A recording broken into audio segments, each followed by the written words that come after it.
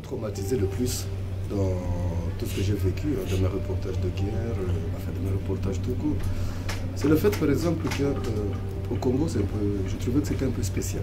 C'est pas une guerre comme une autre, c'est un véritable génocide. Mais un génocide commis par des enfants du pays contre leurs frères. Je veux dire par là que quand deux armées se battent, évidemment, il y a ce qu'on appelle les dégâts collatéraux, les conséquences collatérales sur la population, qui n'est pas belligérante. Mais là, j'avais l'impression que ces gens s'étaient soulevés contre leur propre peuple. Parce que dans Je reviens de l'enfer, par exemple, le reportage que je vous lis, les villages ont été incendiés. Des milliers de gens sont morts, des civils, des vieilles femmes, des agriculteurs, des pêcheurs qui n'ont jamais pris des armes, qui ne savent pas pourquoi les autres se battent. Okay? Mais j'ai l'impression qu'il y a beaucoup qui ont été sacrifiés pour servir d'exemple. Parce que dans les villages qu'on a traversés, là je vous ai dit c'était l'armée rwandaise, je peux vous donner des exemples mais atroces. Quand ils arrivaient quelque part, les populations montraient qu'elle est pour Kabila. Cette fois-ci, on ne veut pas de votre agression étrangère. La population était massacrée. Ça, c'est un point. J'ai vécu des horreurs, des vieilles femmes abattues à la mitraillette, éventrées. Une vieille dame, ce n'est pas un ennemi.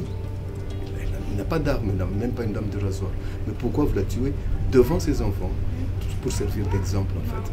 Pour décourager d'autres velléités vindicatrices ou nationalistes. Okay? Mais non seulement ça, mais des atrocités, je peux vous dire, madame. On arrive dans un village, on nous dit, quand on arrive, là, des journalistes et tout, on arrive dans le village, les villageois nous prennent derrière le village, au bord du ruisseau. Ils nous montrent 47 corps de femmes et de jeunes filles décapitées, sans tête. Ils disent on attendait de les enterrer et tout. Nous on dit mais qu'est-ce qui s'est passé ici?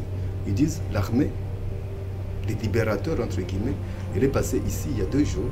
Je ne sais pas, nous ne savons pas comment ils ont appris que, ce qui n'est même pas vrai, que les femmes dans ce village, elles se tressent de l'or dans une région où on produit beaucoup d'or. Elles se tressent de l'or dans les cheveux, tu vois, dans leurs traces, dans leurs tresses, dans leurs nattes. Je ne sais pas, les curly, vous savez comment vous connaissez mieux que moi. Et ces gens, comme ils étaient pressés, okay, ils ont décapité ces femmes, ils ont jeté les têtes dans la camionnette et dit on va fouiller plus tard quand on va s'arrêter. Tu te rends compte? Ça, ce n'est pas tuer pour l'or. Okay? On peut comprendre qu'on soit cupide, qu'on aime l'or, mais à ce point-là, tu vois, j'ai des exemples, mais des choses qu'on ne peut pas imaginer. Et ce qui me fait mal aussi, c'est le fait que ces jeunes enfants, des gamins de 12 ans, de 10 ans, de 16 ans, à qui on devait donner des stylos pour aller à l'école, on leur donne des mitraillettes. Un enfant avec une Kalachnikov. J'ai été dans un village où j'ai rencontré un jeune homme de 16 ans. Il me dit, monsieur le journaliste, venez voir. J'entre dans sa chambre. Le gamin, il avait 24 Kalachnikov. Il a des tonnes de munitions chez lui. Un enfant soldat. Okay? Il me dit, bon, moi, on ne m'a pas envoyé à l'école. Tout ce que je sais faire, c'est tirer. Même vous, je peux vous abattre tout de suite, sans aucun remords. Bon. Il me dit, quand j'ai faim, je fais quoi? Et je vais braquer chez ce monsieur qui a de l'argent. Il ne peut pas me résister, je m'en ai. Okay? Est-ce que vous pensez au pays de demain? Ces jeunes qu'on devait envoyer à l'école, à l'université, on a fait des enfants soldats. Pas enfants soldats, ils n'ont aucune instruction militaire, aucune discipline. Ils savent juste tirer et terroriser. C'est pire que des léopards, c'est des monstres. Est-ce qu'on pense à l'avenir de ce pays? Des enfants orphelins qui se comptent par milliers aujourd'hui. Ils ont abattu leurs parents. Enfin, leurs parents sont morts pendant ces guerres. Ils seront qui demain? Ils dorment dans la rue. Okay? Moi, je pense à ce pays, mais bon. Les autorités, les dirigeants, ils sont là. Les ONG, toutes les ONG sont là-bas aujourd'hui. Médecins sans frontières, Médecins du monde, toutes les ONG, OMS, machin, ils sont là. Est-ce qu'ils pensent à l'avenir de ces enfants? Ils ne pensent qu'à distribuer la nourriture dans les camps de déplacés. Mais qui pense à l'avenir de ce pays? Je ne sais pas s'il y en a beaucoup.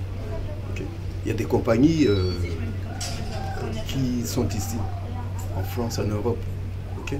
Mais Areva, on est en France. J'ai appris qu'Areva, pour les centrales nucléaires, en France, pour connaître le courant électrique, EDF, en France, il paraît, je n'ai pas de preuves, mais ça ne m'étonnerait pas, que Areva exploite l'uranium dans le sud du Katanga, mais avec des gamins de 14 ans. Il est interdit de faire travailler les enfants.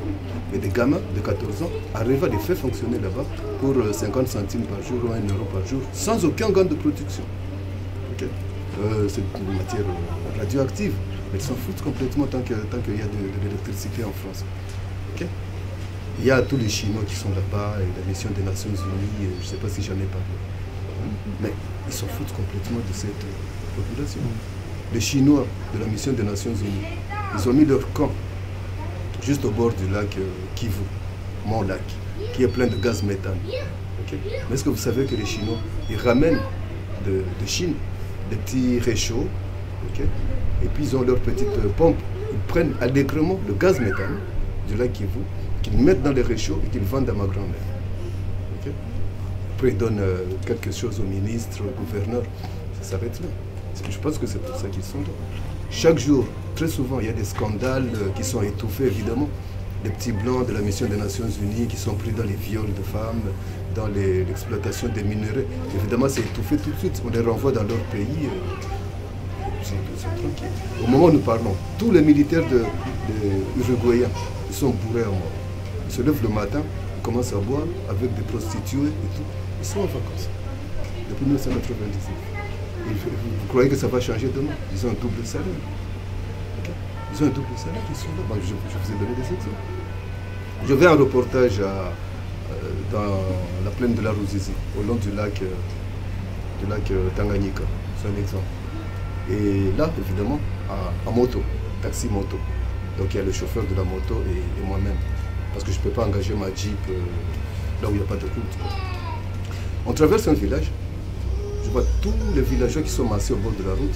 Ils sont en train de couper des branches d'arbres pour faire un brancard, fabriquer un brancard, amener une femme, une très jolie femme, de 35-40 ans, pour l'amener à l'hôpital. Elle avait perdu les os, elle devait accoucher, il n'y a pas d'infirmier dans le village. Ok. Je demande à mon chauffeur de moto de s'arrêter. On dit, mais qu'est-ce que vous faites? Il dit, on fait un brancard pour amener cette femme, essayer de la faire accoucher dans de bonnes conditions à l'hôpital de Nondu, c'est à 4 km de ce village. Et là, on voit une 4x4, flambant neuf, comme toujours, de la mission des Nations Unies au Congo, qui vient à toute vitesse. Je demande à mon chauffeur de mettre la moto à travers de la route. La bagnole s'arrête, je sors ma carte de presse. Évidemment, il y a un chauffeur noir au volant et un blanc à côté, à la place passager. Je sors ma carte de presse, je lui dis, écoutez, je suis journaliste, vous devez aider cette femme, la déposer à l'hôpital, vous continuez votre. C'est à 4 km et c'est sur votre route. Le monsieur, le blanc, de la mission des Nations Unies au Congo, casque bleu, il sort un papier, il me dit, dans ce véhicule ne peuvent monter que le personnel de la MONUC. Il démarre en trombe et la femme est morte là, devant moi avec son bébé. Okay. Ils sont là depuis. Ils dépensent $1 million par jour, la mission des Nations Unies, pour se moquer des femmes blanches, des femmes noires, des négresses qui mettent bas comme des animaux au bord de la route. Ils s'en foutent complètement. Et ça me révolte. Et c'est pourquoi je le dis. Je sais que je me mets en danger. Je sais que je ne suis pas Che Guevara, je ne suis pas Jésus-Christ, je ne suis pas Lumumba, je ne suis pas Martin Luther King. Okay? Mais si j'ai un message, je le dirai. Et je le dis, sinon je n'aurais pas accepté cette idée.